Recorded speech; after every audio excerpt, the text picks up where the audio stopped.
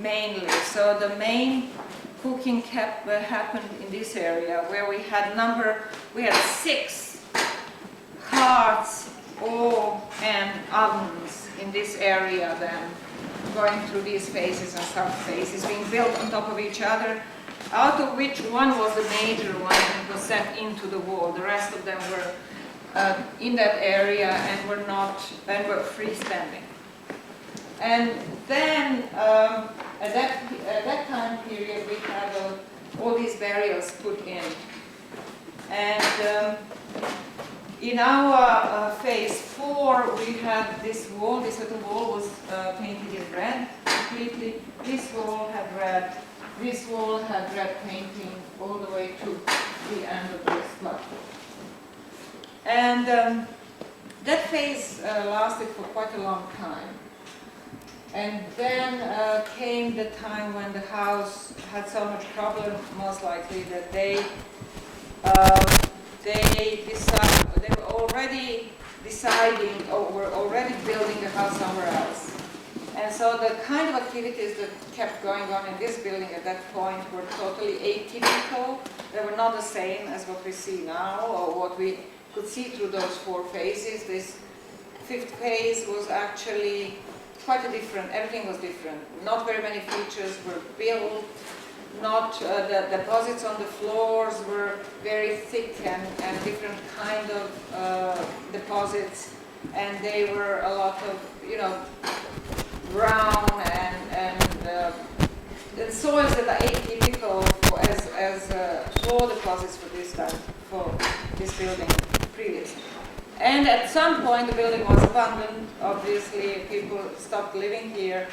They took the posts out in these 2 places at least, and maybe those smaller ones as well, and let the roof collapse completely. And in this area the roof fell right down onto the platforms and kept them, sort of preserved it, sealed them. And so when we started excavating this area, under the roof we had very good, already quite well-preserved floors. In this area, however, the roof was gone, and they used this half of the building as their midden place where they used to throw rubbish. And so we had layers of midden, but very strategically built up, because obviously the people intended to continue living in this place, and they were preparing the surface in typical Çatalhöyük way, so that they could build on top of this house. That means that these middens were layers of soft deposits, which is remains of cooking and cleaning and fire making and so forth, and then a lot of hard deposits like building materials, bricks, eroded bricks, or dismantled parts of other buildings that were bricky and plastery-like, and they were thrown in layers and so forth.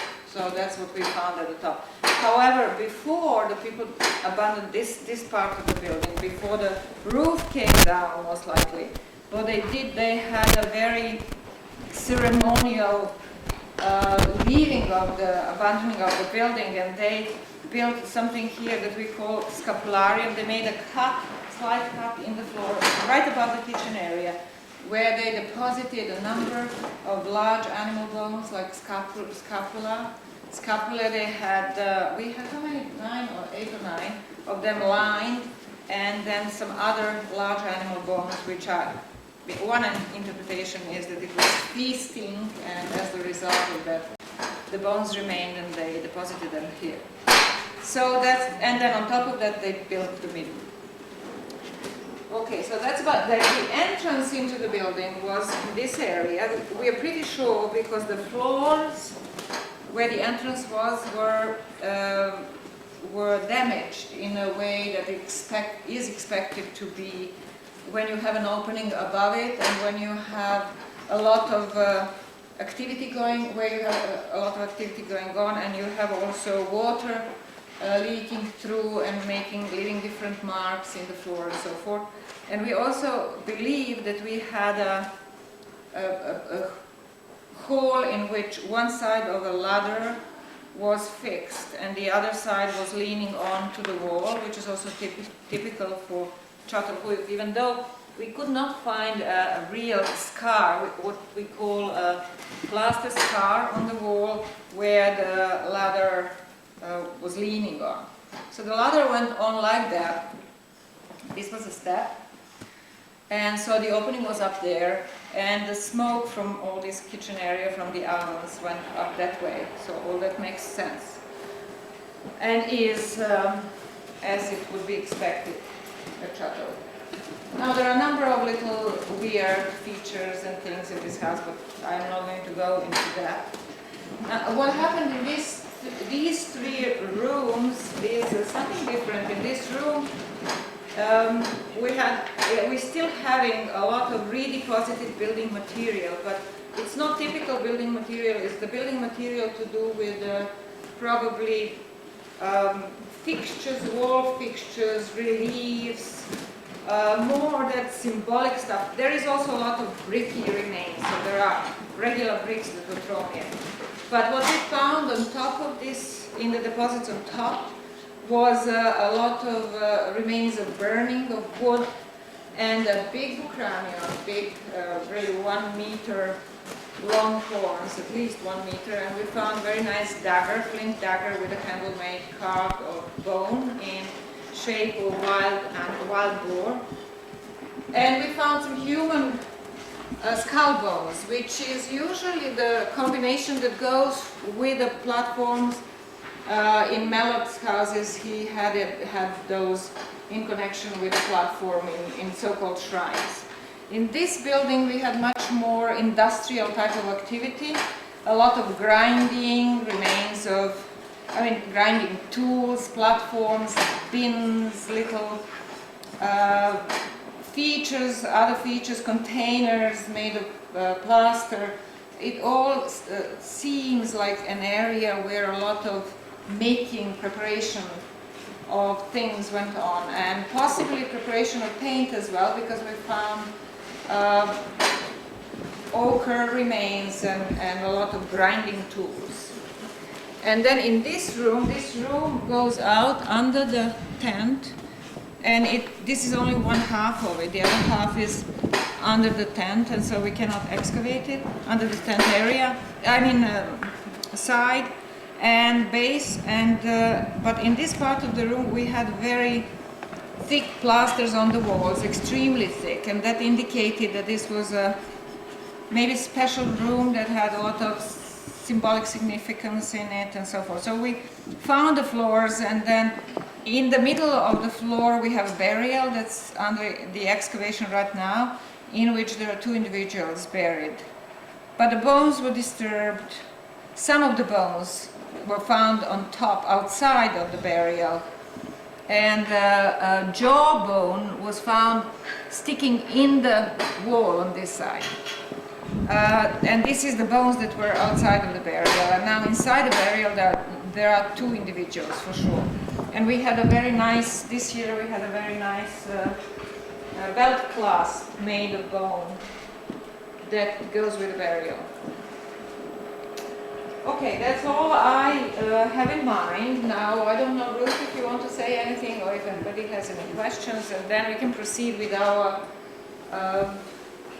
priority tour.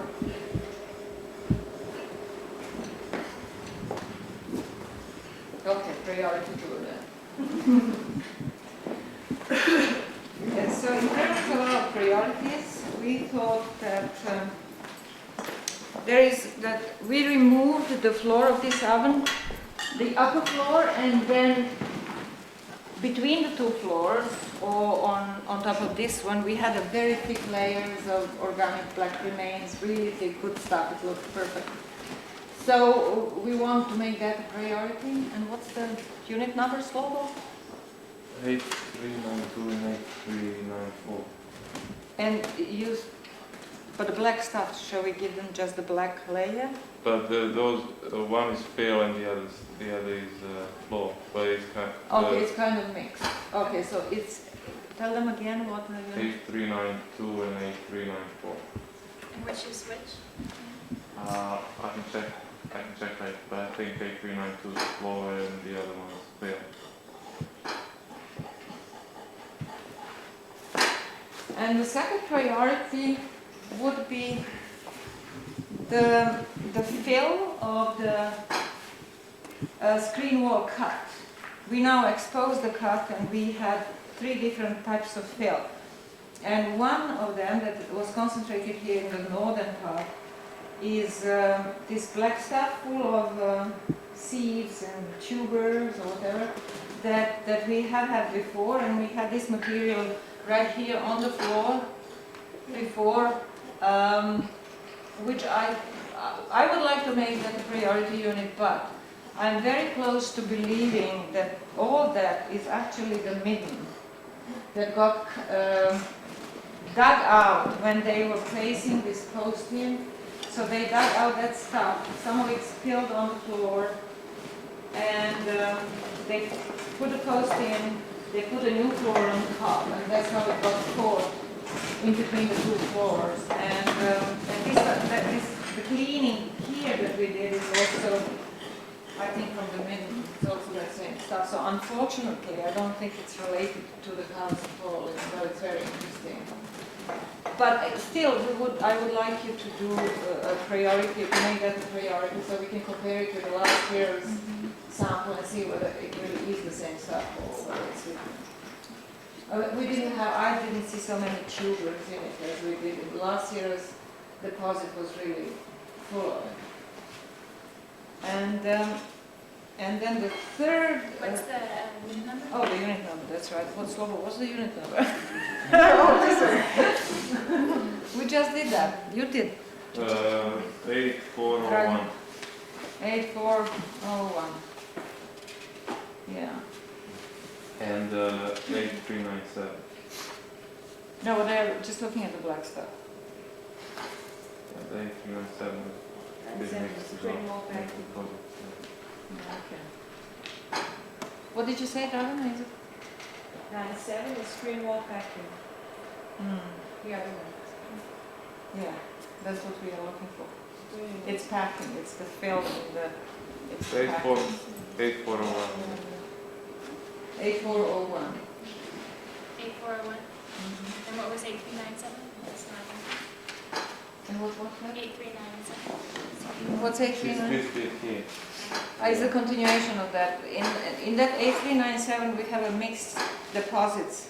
We have that black stuff, and then we have the fill or the packing in the continuation of the cup was this redeposited oven remains, red fire, and so forth.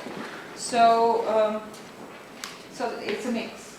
That's why Slovo is suggesting that you look at that too, because it contains some of that black that we're looking for.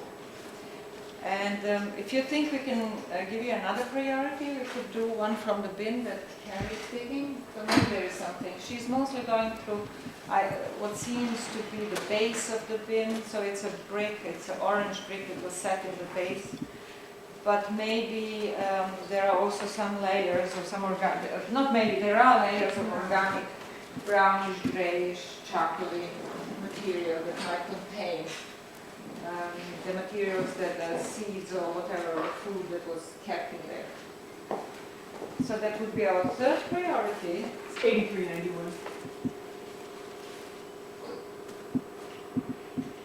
And that's it.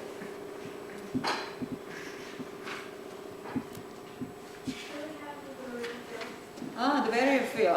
The barrier field. Okay.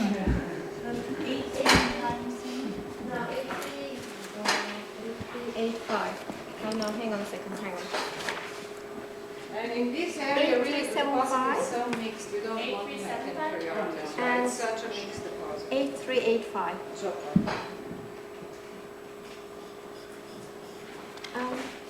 8375, actually it's not a plural flow, so you can just close to that. Sorry.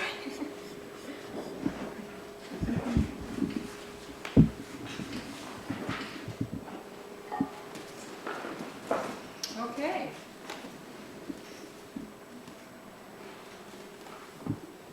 Do you have any questions for us?